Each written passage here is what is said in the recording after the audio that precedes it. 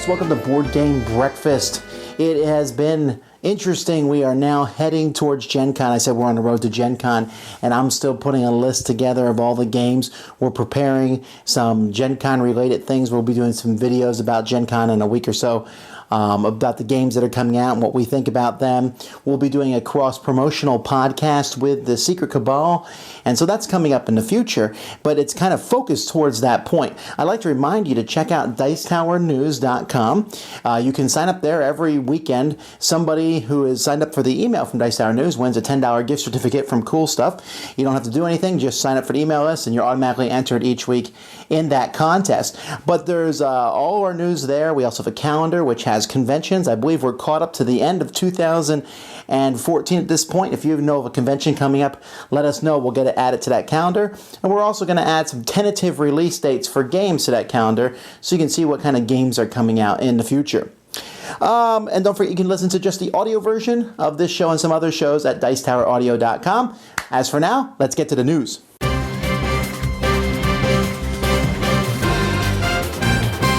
Well, I delayed the news last week so that I could talk about the Spiel des Jahres and the Kenner Spiel des Jahres winners, which were Camel Up and Istanbul. There were some games released last week. If you missed them, from Cryptozoic, the Archer board game came out, and the racing game Thunder Alley, which I'll be reviewing this week. Excellent, excellent racing game.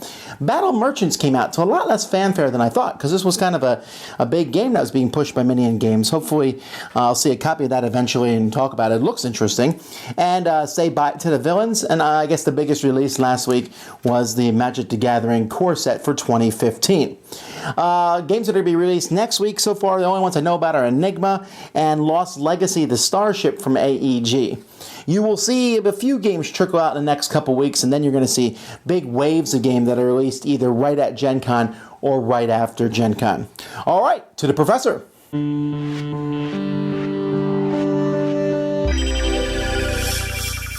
Hi there, this is Scott Nicholson. Welcome to the Ivory Dice Tower, and this is another part in my game design exploration of my 4-part model of game design. With last time we talked about theme, and this time we're going to talk about mechanisms, or mechanics. You can use either term.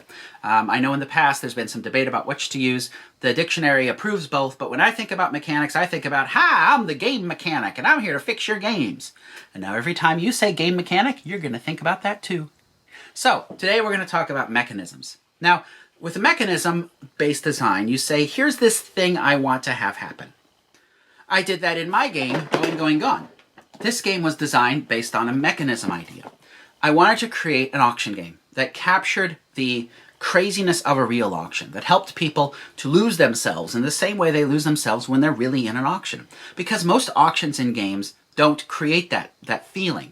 People are casual and they're very slow and they are able to think, but in a real auction, whether that be an eBay auction as the timer's kicking down and you're one of those horrible people that likes to snipe my bids, stop it. Or in a real life auction, people lose their head. And so I said, well, what if I start with that as the mechanism? And so you start with that. And you say, now, but before that, I'd define my audience. In this case, I knew I wanted it to be a family game, a game that could be played in libraries, a game that would be in that context. So I knew that. And then I said, well, let's make an auction game that gets people in a situation where they're going to lose their head. And then how do I make every decision along the line to help them bring that about? That means I need a lifetime element. That means I need a simple rule set. That means I need people to be able to react very quickly and not have to process a lot, but get caught up in that bidding. And that's what I wanted to create. One thing I did in this game to enable people to get caught up in the bidding is to create multiple bids going on at once. Because that forced everyone to have something they're going for. Everyone was always involved. And it was very hard to focus your attention on one thing because multiple things were happening. So you weren't able to just focus on that one item and try to bid it calmly. Instead, you had to react, and I wanted to create that. And in the game, when people play this game, the people who win are the ones who can stay calm and look for those opportunities to get good deals. Those are the people that win. Most people can't do that because you've got so much going on. And so I created that mechanism, that auction mechanism, that's something that created a real-life auction tension, and every design decision pointed to that. So when you're doing a mechanism-based design, you're going to start with a mechanism, then you're going to think, well, what theme brings about that mechanism? And what other decisions will come to that? For those other decisions, join me on the next week's Ivory Dice Tower.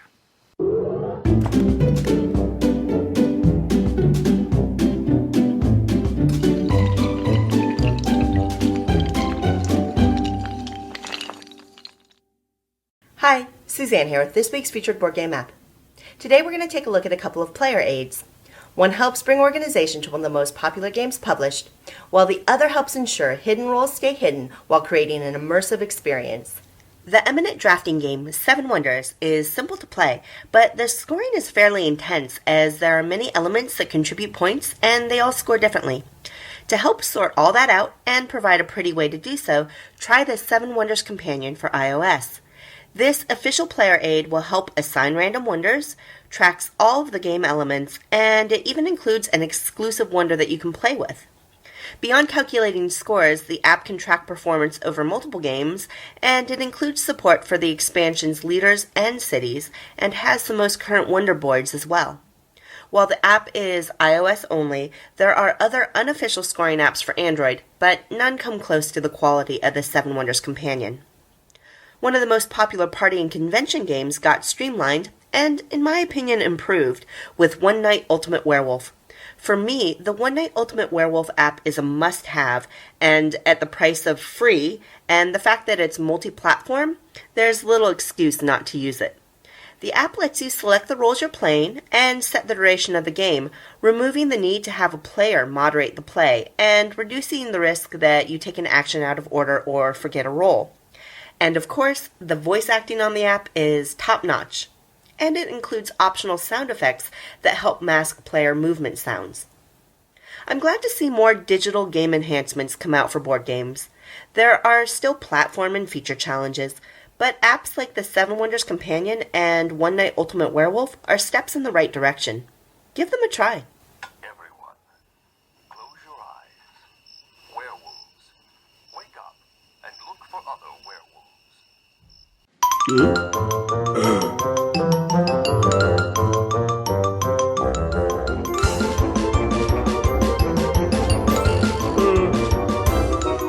For Dice Tower Productions this week, we have another top 10 list. This happens to be probably the most fun I've ever had doing a top 10 list. We did it live at Dice Tower Convention 2014. It was our top 10 fantasy games.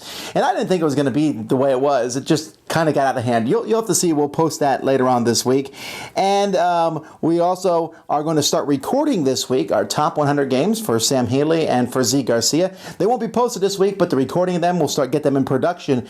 You'll see them soon. Plenty of reviews. You'll be coming out this week. From the audio side, we'll have a new Dice Tower up this Tuesday, in which we talk about our top 10 logical games that teach logic.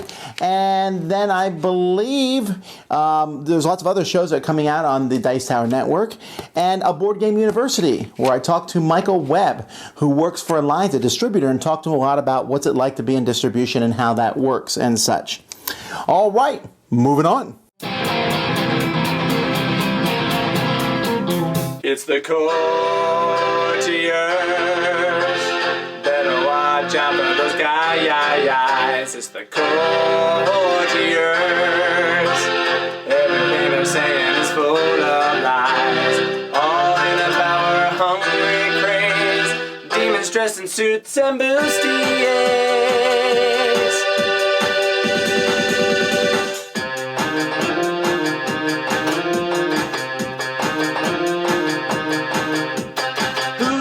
Stop till you're socially dead. Trading battlegrounds for ballrooms instead. Climbing social ladders while they're staying on track. Whining and dining while they're stabbing your back.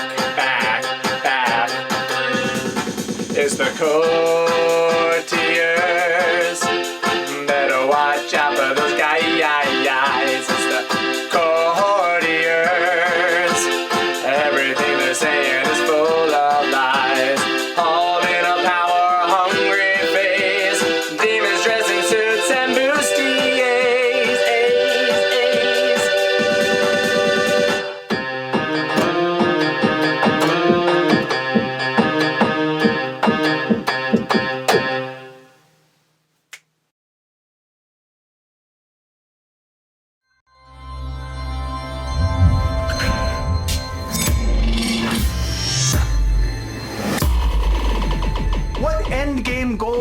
have for your gaming group. Whether it's simply to have a regular time and place to play games, or it's to foster friendships that can withstand bacterial infestation, sometimes working backwards from your final objective to answer this question can make it stronger. And that's when I was hit with a realization that completely turned my mood around. The gaming group I'd started had grown to the point where it was independent of my constant intervention. I had achieved a goal for my gaming group that I wasn't even aware that I had. After the event, I received reports of how successful it had been. The regular members were there, plus several new people. There was laughter and pizza and lots of games played. I'd spent months nurturing my gaming group, spreading the word, introducing and teaching games, trying to make people feel welcome, only to miss out on the first big event. But I took it in stride. Okay, that's a lie. I was a little depressed. In fact, I may have shed a few pink tears. I recently set up a mini convention, a full day-long event of gaming goodness for my group. I had worked my way towards this for months, and I was so excited to finally see it happen. But then, the night before the event, my wife mentioned that my eyes looked a little bloodshot and teary. Next morning, mere hours before my board game bonanza began, I found myself at the doctor's office, receiving prescription eye drops to cure the pink eye that had decided to infest my face.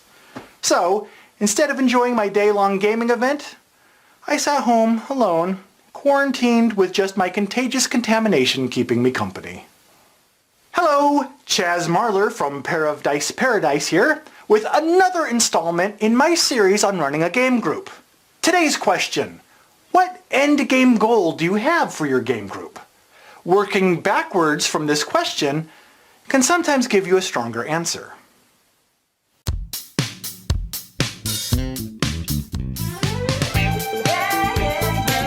Hey folks, in One Hit Wonders, I talk about games that were on my top 100 games list of all time, but they were only there for 1 year and then they fell off the list for whatever reason. Now, most of the time, that's simply because other better games have knocked them off, but it's still good to talk about these games every once in a while. And today I'm going to talk about a game that many people consider to be a classic, and that is Modern Art. Now, if you've joined the hobby in the last 5 or 6 years, chances are you've not played this and perhaps not ever heard of it, but it was a game that when I was first getting into the modern games hobby was one that was talked about everywhere, and the first time I saw it at a store, I immediately bought it. Modern Art is a game about auctions, and I am serious, that is what the game is about. In essence, you have paintings from different artists, and everyone else has those paintings, and you're going to play a painting on your turn, and that painting is auctioned off, and other people will have a chance to auction for that painting, paying you the amount that they pay to win that painting. And you're trying to get these different paintings that they're worth different points at the end of the game. Each painting, though, has a different type of auction. There might be the frenzied open auction, or there might be a once around the table, or there might be everyone puts the money in their hand and reveal it at the same time type auction. And so it has different kinds of auctions. Sometimes 2 cards are auctioned at a time instead of 1. And because of this different kinds of auctions, I found the game incredibly fascinating. Auctions have always been something that I've really thought were fascinating, both real life auctions and in the game setting. And so this game was easily in my top 100. As time has gone by, this has dropped out of my top 100. In fact, has probably dropped out of my top 500. This one has had a pretty big fall. And you say, why is that? Well, a couple reasons. One, auctions don't thrill me like they used to. I'm not saying this happens with every design. Please don't take it like that. But auctions are a bit of a lazy mechanism that a designer can put into a game. If they don't want to balance it, they can put it in an auction because the auction has the players balance the game out. And so I think a lot of games have auctions in them and they really don't need to, or maybe could have found a better way around that. I'm not saying about Modern Art, but I'm just saying the whole idea of auctions and the whole sitting there and going, oh, I don't know how much to bid, and they're not sometimes as exciting as they used to be. But in modern art, the auctions are pretty important, and in fact, if you make a mistake with these auctions, the game can be over. If someone else makes a mistake in an auction, you can lose through no fault of your own. They could even give the game to someone else. If they pay too much for a painting, the person who they paid way too much for could win the game. And in fact, in modern art, you can win the game without ever having won an auction yourself, just by getting the cards. I do not think modern art is a bad game. I think it's a very good game. I think it's a classic. It's just not for me anymore. I find this whole pinpointing down to the very minute detail of auctions, which I think once you play modern art with good people, it gets to. And when I'm sitting there debating over 76 versus 75 or, things like that, it's just not as entertaining for me. Now, they did a nice little modern art card game that came out about 5 years or so ago, which I thought had a lot of the same principles of the main game and did it in a faster, more palatable way, and I think I like that better than modern art. I'm sure on the video underneath in the comments, many people are going to disagree. Many people say this is the classic definitive auction game, and if you like auction games, you certainly should check it out. I'm by no means saying it's a bad game, but when the last several times I played it, which was years ago, I just found myself feeling cold by it. And any game I feel cold for doesn't really belong in my top 100. And so that's why modern art no longer up there, a one-hit wonder. So on July 14th, the Spiel des Jahres Awards were announced, and of course, Camelot was the big winner, and a lot of people were plumping for Splendor. They thought that it was really going to take it. Certain members of the staff around here at Snakes and Lattes were backing Camelot the whole way, ever since it came out, and to express to you their feelings on the matter, I present Colin Young. So the game is solid through and through. I personally think that Camelot ought to win because of those factors. And I will be very, very smug in mid-July when Camelot wins. Everyone that bought a copy of Splendor and is wearing like Splendor cosplay, waiting for their Splendor party, Oscar Styles, is crushed. Yes, but you're always smug. We're not going to notice the difference. That is technically true, but regardless.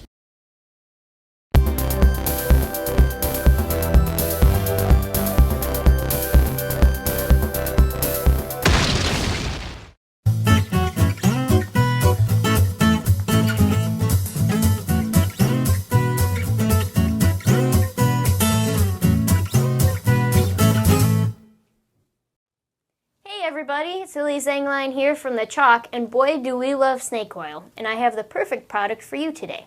Today I am pitching to a castaway. As a castaway, you know that it is very hard to get products from the outside world. You need a rubber napkin.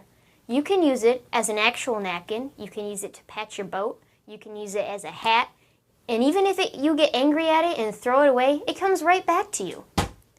Napkin! It's a perfect product.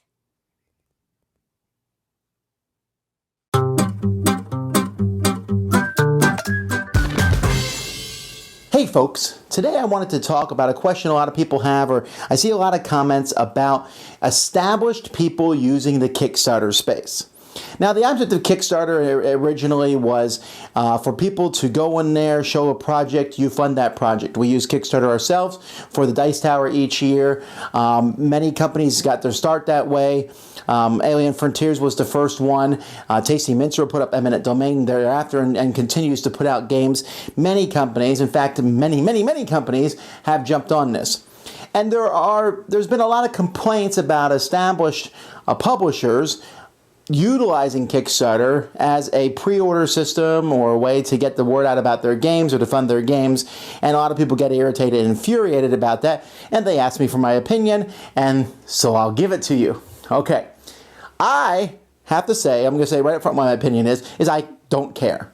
I couldn't care less. It's not that big of a deal. And I'm going to give you two reasons why I don't think it's that big of a deal. One is the size of the companies. See, the two biggest culprits, ones that people yell about the most in this circumstance, is the Eagle/Griffin Company and Queen Games. Those are the two that are brought to mind most of the times. And I've never really understood exactly why those two companies are singled out. But I think it's because there's a perception that these companies are big giant companies. When in fact the reality is, but all these companies, they have a few employees, both of them. They're a certain size and get a certain number of games out there. As opposed to many other companies which also have a few employees, which also have a certain size, but because they've started in the last few years, and some of them have actually started on Kickstarter, people think that they have a right to be on Kickstarter, these other companies don't.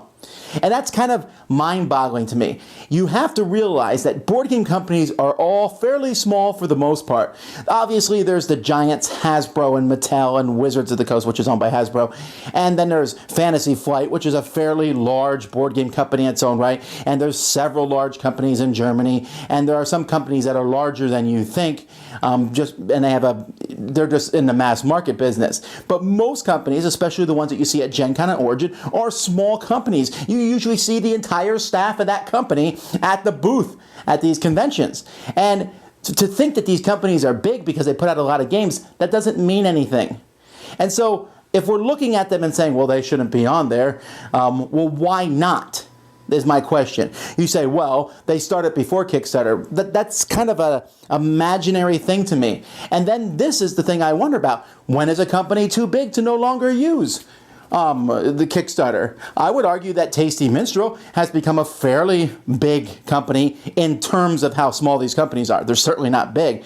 And should they stop using Kickstarter? When you get to your 5th game, should you stop using Kickstarter? Is there a certain limit? I don't think that there is. And so if another company, I don't see, even like Days of Wonder, we think of them as a pretty big company. They use Kickstarter to get Small World off the ground. Was that a big deal? No, I think they're not as big as you think. And so I think that's point one. Point two is, why does it matter? People will say, well, they're taking money away from other people. I don't think so. In fact, I'm pretty happy usually when I see these established publishers using Kickstarter because I feel confident that it's going to happen. And a lot of the other folks, we've seen a lot of crash and burns, even from some of these established companies. So, I don't know. I just don't see that they're taking money away. The Kickstarter market is crowded nowadays, and a small guy can come in with a game and make a huge splash if he does it right. Look at Xayah. Look at the company Cool Mini or Not started basically because of Kickstarter, and look where they are now. But are they too big now? Should they stop using Kickstarter? I think this is kind of a furor over nothing. And I've seen people, well, I'm not going to use them because they're using Kickstarter. But why not? Now, if you're talking about, well, they're offering Kickstarter exclusives that we can't get in other places, and that bothers me, I could see that, and that's a kind of a different topic in of itself. But to say that the company is doing something wrong, I don't get it at all. If Hasbro started using Kickstarter, would that be a big deal? Again, I don't think so. It's a way to get funding for your project. And many other big name people are using Kickstarter in other things, and we don't seem to get upset about that. We're talking about companies who have budgets smaller than some American households that are sometimes using Kickstarter, and people are like, wow, why are you using Kickstarter? That doesn't make any sense to me. So I think that's not a big deal at all. One of the things we like to do at the Dice Tower is I like to promote the family atmosphere of it. Family friendly, that's a requirement to be in the Dice Tower network, and I love to see kids getting involved in games. I think it's a big deal, and it's one of the things I fight with myself, and to make sure that I'm working with younger gamers, and I want to see younger gamers get into that. So we're adding a new segment from one of our youngest Dice Tower fans, Ian. Here it is. He'll also be doing some reviews for the Dice Tower. I'm excited about this. Maybe in 20 years, he'll be a highly respected reviewer. Here he is.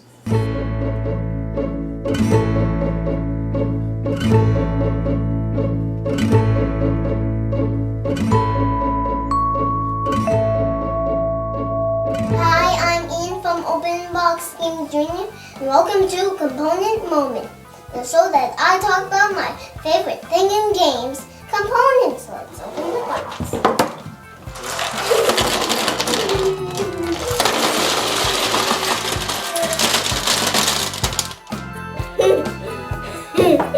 There's tons of games with great components like Survive, Escape from Atlantis, Warriors, Wrath of Sardaukar, Lego Games, Get Bit Deluxe, Fireball Island, and Via Appia.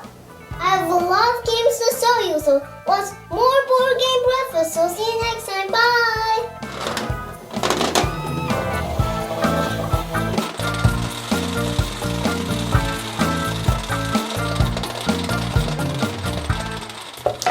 Thank you, Ian. And that's it for this episode, folks. A busy week here as we prepare. We're getting ready for our live Dice Tower show also at Gen Con. We hope we'll see you guys there, and lots of different things going on, the top 100 list and such. But I'm excited about it. The board game news might have been a little slow last week, but the board game content hopefully will never slow down, at least from the Dice Tower. Until next time, I'm Tom Vassell, and you've been watching Board Game Breakfast. Thanks for watching Board Game Breakfast. Tune in each week for your daily dose of gaming goodness with Tom Vassell and all the gang. Until next time, I'm Eric Summerer, and you've been watching Board Game Breakfast, a Dice Tower production, sponsored by Cool Stuff Inc., an amazing place to buy board games. Cool stuff, in stock, at CoolStuffInc.com.